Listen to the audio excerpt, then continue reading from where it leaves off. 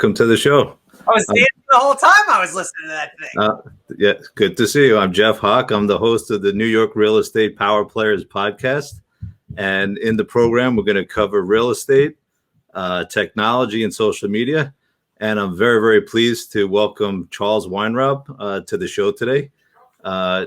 He's a terrific friend, terrific mind in real estate on Long Island. And I'm really happy to be kicking off the podcast with Charles as one of my first guests. So welcome to the program, Charles. I appreciate it, man. Good to be here. Thank you very much. And I'm super proud of you, man. You're one of the few people that are out there actually doing it. And I know that you are going to lead the charge in the commercial real estate world because Lord knows we need it. Thank you so much, Charles. It's I definitely want to say it here publicly, and I'm very fortunate to have gotten to know you over the last year. I think we first met about a year or so ago when we were both involved with the Leukemia and Lymphoma Society Man of the Year campaign. Mm-hmm. And, since then, we've done a lot of different things together. Our paths cross all the time.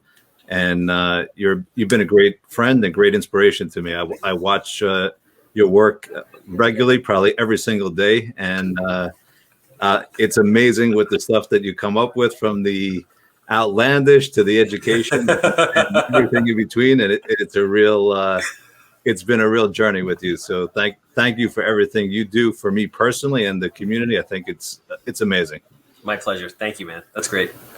So, Charles, I want to take the conversation maybe a couple of different directions. Obviously, you're in the residential realty world. And for my guests, can you talk a little bit about who you are and what you do? Because my audience is not only Long Island, it's all over the country, believe it or not.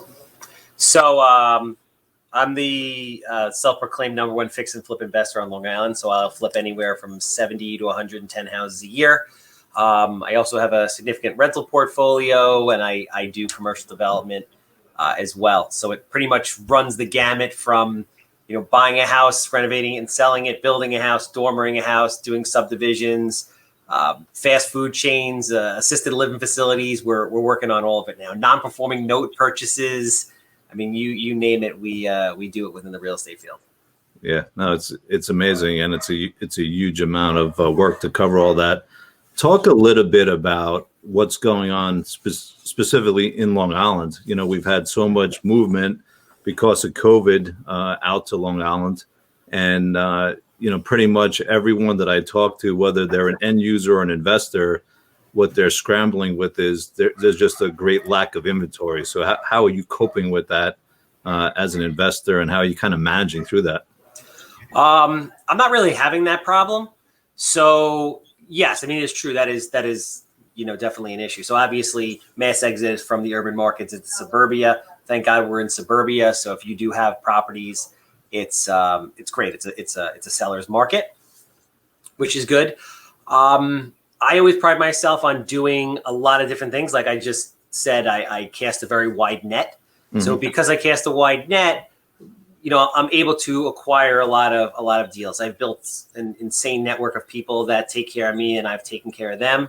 And because of that, I have great deal flow. I bought 7 houses last month alone, in addition to working on all the commercial stuff that you've seen.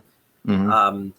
But for the average person, it's difficult. Like they're not doing auctions. There's no foreclosures. It's tough. So you can't be a one-trick pony. You got to be doing everything.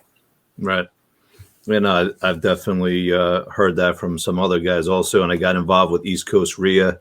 Nice. A lot of the guys that are coming up in that group, because they're not, quite out there, they're looking for smaller opportunities or onesie twosies, and they're really running into some, tough go with that. So definitely, it's been some interesting conversation in the group about how to be a little bit more creative. So that's it's definitely a top of mind issue. Do you find that in general, for the pieces that you're getting, they're overpriced, or there's a great inflation in the marketplace now because of the demand? You know what? Long Island always has massive demand. I mean, listen, we never, it's totally built out, right? So you can't be building tons of houses or, communities or things like that. There was always a shortage of inventory. It was always difficult. Obviously now it's tougher. I think we're like under 30 days worth of inventory, which is, really, really nutty. Mm. But it's really about developing your brand and your network and your marketing till the point where you can get good deals. So the margins on my deals are not slimmer, and I'm not emotionally attached to this stuff. I'll sit back and do less. As a matter of fact, I've been doing far more business since COVID hit because I have the network, the available capital to buy these things. Not last year, but 2019, I actually did less deals. I hung out because I didn't like the market. I felt it was overinflated. Even though there was a lot of product moving, I felt like the pricing wasn't right, and I held back. And then as soon as COVID hit, like I bought 17 houses the first month COVID hit. I was like, rock and roll, like game on, hit the reset button, let's go. It's going to be nuts for the next 2, 3, 4, 5 years. Yeah, no, I agree. It's crazy too. I was just on another networking call a couple hours ago. I was talking to a broker in the Hamptons, and even out there where the inventory is, very, very expensive, probably one of the most expensive in the country.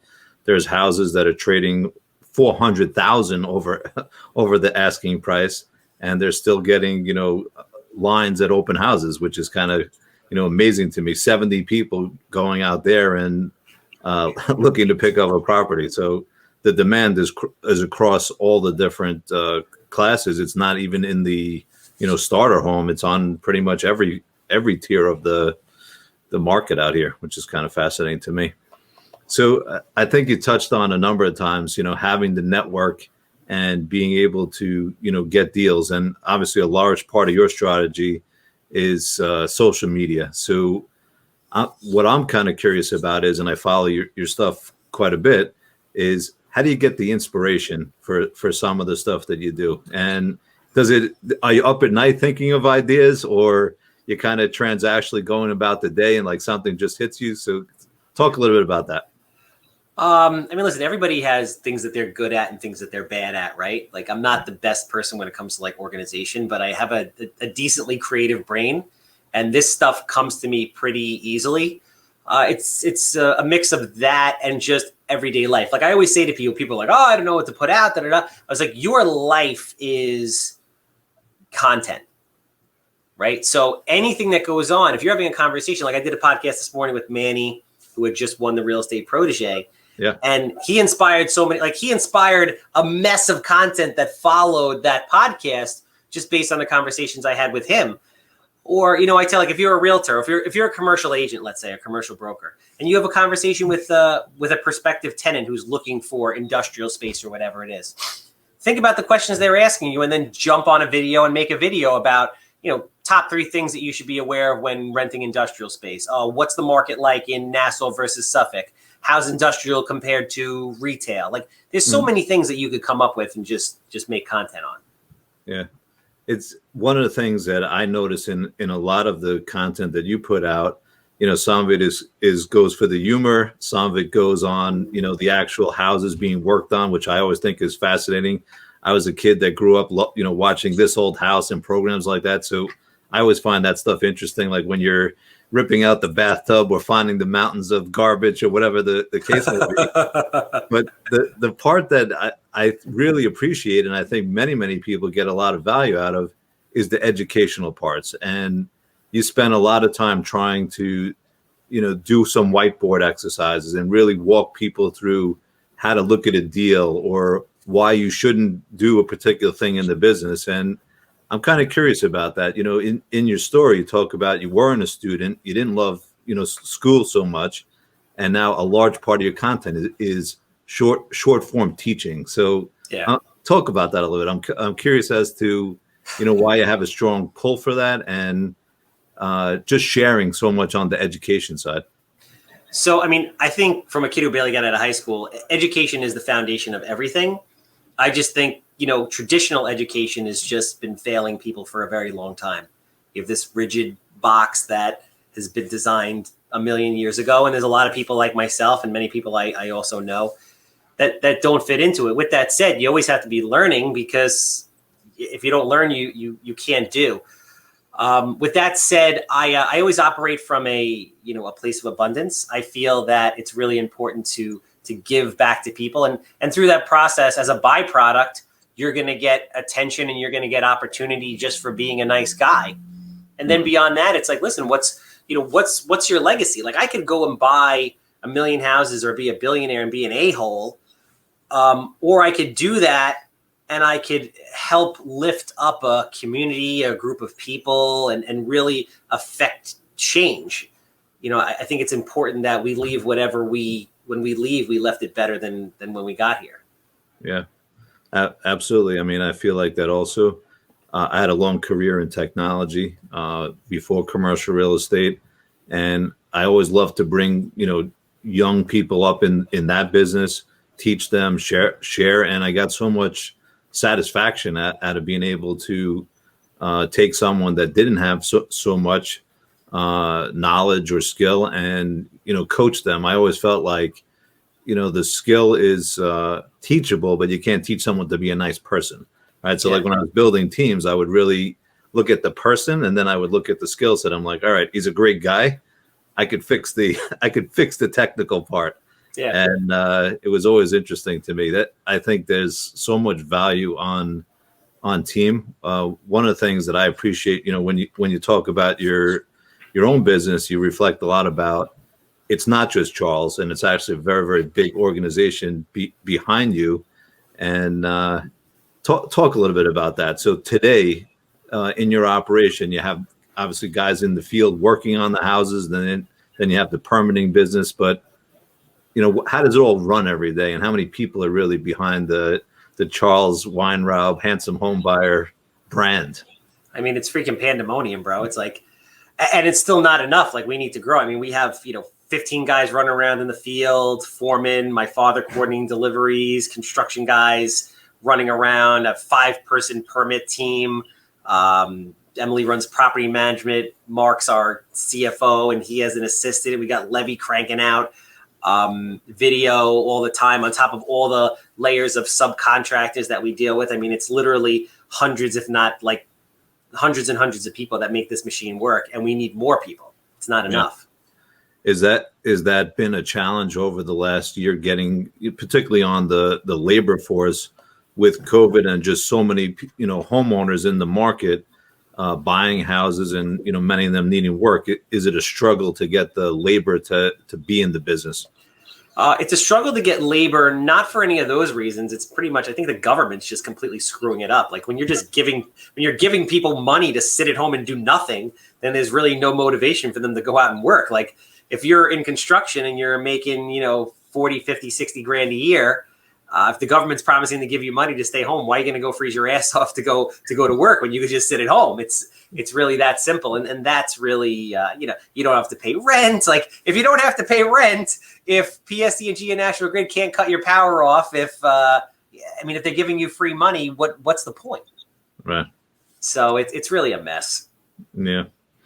I'm very hopeful now that the vaccine is out, and it's, there's multiple vaccines with Pfizer, Moderna, Johnson & Johnson just came out with one. I think, overall, my feeling and just talking to people is that 21, they're just more optimistic. I think in 20, we just didn't have any end in sight. So it was just like you just didn't know where the end of this thing would be. And I'm not saying we have a finite end on it right now, but at least it feels like we're going in the right direction. Yeah. And I don't know. I'm personally in my business, I feel more optimistic this year. I feel like the deal flow is a little bit better than last year. When I was at Colliers doing office leasing, last year was extremely difficult. This year working with Kulka and being in the development world, it's better. There's more optimism. There's more projects going on. We're seeing things picking up a bit. So, I feel better this year than I did last year. Thank God. Nice. That's good. And listen, this too shall pass. And most of this year is probably going to be a mess, but there's definitely a light at the end of the tunnel now. I think this summer you'll start to see things free up a little bit. Hopefully they go back to having foreclosure auctions. They have to start evicting people. It's freaking insane. Right. A ton of, they're destroying New York City. It's just, it's bad. Yeah. That's been crazy. The eviction moratorium, and they keep pushing it further and further out. My heart really goes out to landlords that have, huge holdings in the city. They can't get rid of people. There's vacancy all over the place. It's very, very tough. Yeah, and I don't really think there's any shortage of employment out there. Like, I don't think there's a shortage of jobs. I think if people were forced to go and work, They would. And then you have people that are collecting unemployment that are trying to get paid off the books and get a side thing.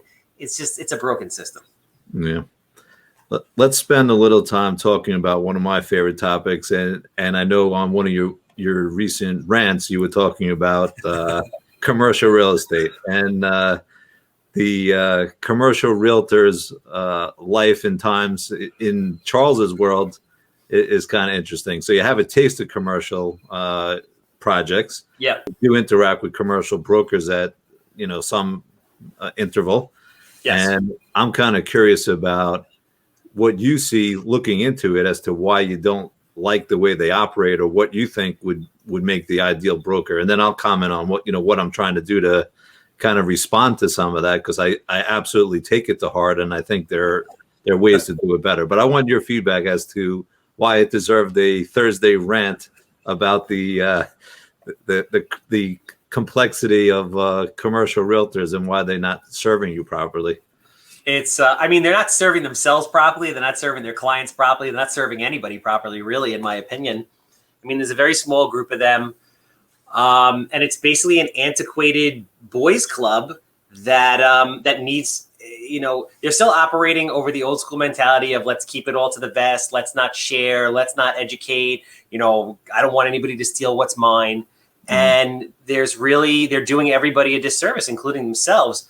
There is no education, right? Like when you speak to commercial agents. So again, do I know everything? Am I the perfect person? No. I have a master's degree from NYU in commercial development, which is an unbelievable program. And there was some great brokers that went through that program.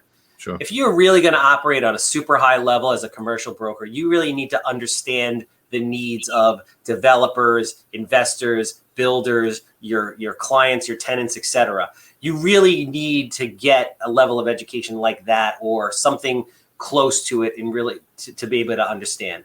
So there's that component. You can't just be selling stuff. You have to really value your craft and be educating yourself to understand it on a daily basis. So there's that component of it. There's just the lack of information that is out there. You have CoStar, which is an expensive program that's predicated on people freely giving the information, which is sometimes non-existent, sometimes totally wrong. Right. We need to have an ecosystem in which commercial agents share information freely with each other, because what that's going to do is a multitude of things. From the agent standpoint, I've noticed that most commercial people stick to either an asset class and or a geographic area, right, within an asset class. So if you have access to information freely, data of closed leases, etc., TI, whatever, you then feel more comfortable learning about other areas. You can expand your business. So instead of just being the office guy that does Garden City, you could be doing industrial in Ronkonkoma or retail in Setauket. You could be doing all these things because you can educate yourself. Yeah. Because there's information out there. So, but everybody wants to keep it close to the vest. They're really hurting themselves. They're hurting each other. From a developer standpoint, if I want to spec build something, I'm not going to feel comfortable spending millions of dollars typically, unless I can back it up with statistical, factual data. And if I can't find that, I'm going to be risk adverse. So I'm not developing, which means you're not listing, which means your clients aren't renting or buying. Yeah. It just doesn't make any sense. On top of the fact that the level of service sucks. You can't even get these people to call you back 99% of the time. It's absolutely horrible. Right. It's just, I've never seen anything like it. It's crazy. I think I don't know. Yeah. So I'll respond to that in part. So is it true that guys tend to stay to asset classes? My experience being in the industry for a couple of years now is yes, they do. They do stay to asset classes with the notion that they want to become experts at it. Yeah. Is it that they only stay in Garden City? No, their view is generally larger. I would say that in a way, they're almost like different skill sets. I've seen some people that are extremely effective by doing that approach and really mastering let's say the office leasing world when it was a big business, and they knew all the owners, they knew all the operators, they knew projects that were coming in, and they studied big tenants. To go from that to being like a land acquisition broker, they're almost like entirely different skill sets. What I'll say right now is because I've had a taste of different parts, I try to work across all of them.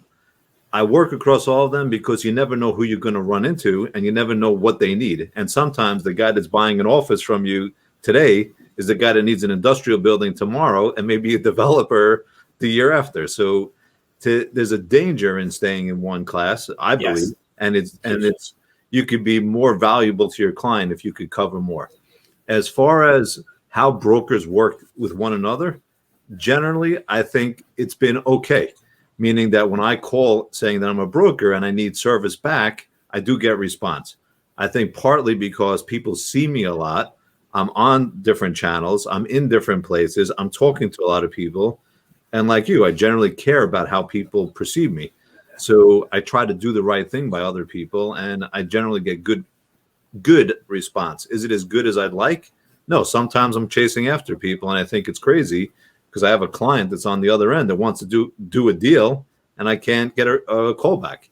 So I guess to that end, what am I doing? What am I trying to do to change the game? Is I want to revamp the way I interact with my customer.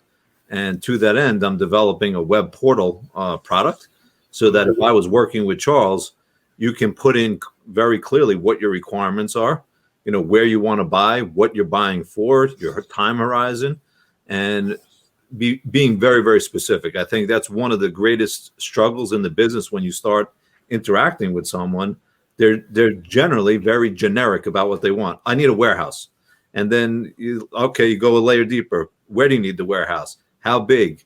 Do you need roll-up doors? Do you need drive-in doors? Do you need a loading dock? Do you need high ceiling? And then just by doing the upfront work to capture requirements, it'll allow you to execute that much better. So I think a lot of brokers kind of get into it with people without having like a crystallized set of requirements, and it kills you on the back end because you're just running around trying to source all sorts of stuff, and it's ineffective.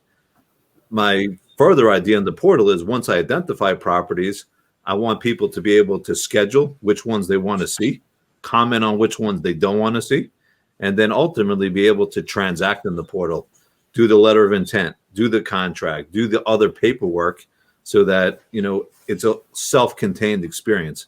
I'm hoping to release this in the spring. I think it's a game changer as far as, how the business could operate. And I think it'll be attractive to people that are developers or large occupiers that want a better experience than just shipping around a whole bunch of text and email. So, I'm trying to respond to some of the, I guess, inherent weakness in the current process and make it better by virtue of doing things a little bit more web and electronically driven. And then the last part I'll talk about is you said, I don't have good analytics around, well, where am I developing and what am I doing?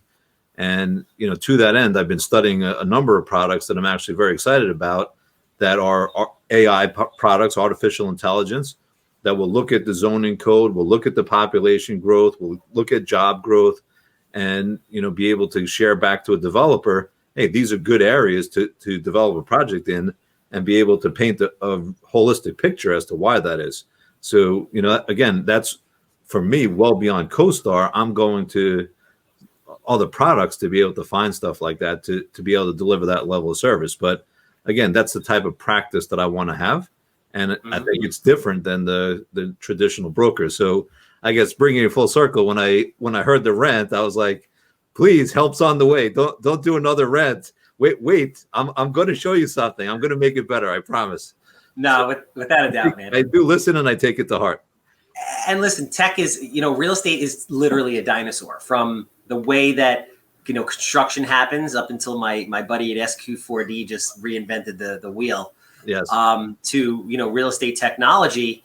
It's just, it's ripe for change, and you can do very well and make a lot of money and really change the way the industry works. I really think what is needed is I think an industry thought leader needs to appear in order to change the way people look at commercial real estate and the way commercial realtors are trained and interact with each other. And, taking you out of the equation for a moment, There's nobody else, man. There's nobody. I tried to do it. I tried to get some of the bigger, younger guys, and by younger I mean like in their mid-40s together. And I'm like, hey, listen, let's either decide on a platform or create a new platform where comparables are shared and everything. And everybody was kind of like, they don't want to do it. They're just happy doing it the way they're doing it. But if somebody cares enough, they're going to come in and they're going to take over the whole thing. Because these guys are not servicing their national clients properly, and they are not developing people properly, and it's ripe for. Yeah, no, I would agree, and I think part of it is the rise of technology and some, newer players that are entering the market that are smaller, more niche brokers that have a tech slant. I think that's where some displacement and shifting around will occur. Well. We'll see. I'm optimistic. I think I'm going in the right direction. So yeah, absolutely. We'll see where it takes us.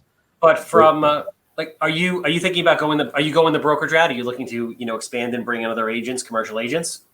Yeah, I mean, I think in the group that I'm in, absolutely, we're looking at it, and I think that there's great opportunities working with capital management, private equity, developers on some of the analytical data, and that's not necessarily a pure broker play. That's a consultant play to work as an advisor with firms that want to do development, to give them that level of analytics so that when they're making a decision about a property, whether they're putting in their own money or raising capital, they could really have great certainty that they're making a good choice based on very current information. So I'm excited about what's coming out. I think you just have to kind of really go for it, very much like, 3D printing a house. It wasn't possible a year or two ago. Now it's a reality because someone thought it was important enough. And that's an amazing success story. Yeah. Ironically, I'm closing on a piece of land today in Islandia. I met with the mayor and the board in Islandia, and they're going to allow me to be the first private developer to use that technology to build the first fix and flip house out of 3D printed in the country. Terrific. Freaking pumped up, bro. It's gonna be nuts. That's super. So we're getting close on time. I want to do my final 4 questions. These are going to be shorter, and hopefully they're fun for you. Rapid fire. So you're a successful guy, but talk about one of your biggest failures. What's something that hasn't gone your way that you look back and like, wow, gee, I wish that didn't happen. I don't really regret anything, really. I mean, but I've been very, very fortunate that I've never had any like major failures. I have micro failures, on a daily basis, but I've been very fortunate to not have any like major catastrophic failures because I always analyze and prepare for what I'm doing. And if you do that, you never have, it's rare that you will have big flops like that. Okay. That's a great answer. What do you do for fun? You're busy. I actually work for fun, believe it or not. Outside of working and buying real estate, what do you like to do with Christina? What do you like to do with your father? Do you like to go fishing on a boat? What do you do for fun? So, what do I do for fun? So I kickbox. I go to the gym. I try to take every Sunday off and do something, fun and different. Go to the city. I like art. I like museums. I like shows. I like things like that. But in general, I really, really enjoy working. I really, really like what I do, the challenge, the game of it. So I spend 90% of my time doing that. Okay, good lead into the next question. What is your definition of success? That's actually a really awesome question, man. What is my definition of success? I mean, I really think my definition of success is literally waking up every day excited about what you do and be happy about it. I talked to a friend the other day who makes a lot of money, very cool guy, very smart guy. And he said, I hate my life. I hate my job. So I make a ton of money, but I would much rather go and make a tenth of what I'm making now and like what I do. So I think that the definition of success for me is that I literally wake up every day and I love every aspect of my life. That's great. And I follow Gary Vaynerchuk, a lot on social media, and he talks about that all the time. He's like, people are so laser focused on money, but they're wrong. They should be focused on happiness, because if you have money and no happiness, you're not really living a great life.